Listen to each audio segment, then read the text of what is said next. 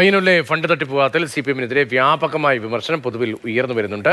കൊള്ളക്കാരെ സംരക്ഷിച്ചവർ രക്തസാക്ഷി ഫണ്ട് മുക്കിയവരെ രക്ഷിക്കാൻ ശ്രമിക്കുന്നു. അതിൽ അത്ഭുതമില്ല. എന്താണ് ഉയർന്നു വരുന്ന വാദങ്ങൾ? പാർട്ടി അന്വേഷിച്ച് തീർപ്പാക്കേണ്ട വിഷയമല്ല വി കുഞ്ഞികൃഷ്ണൻ ഉന്നയിച്ചത് എന്ന് കോൺഗ്രസും BJP-യും പറയുന്നു.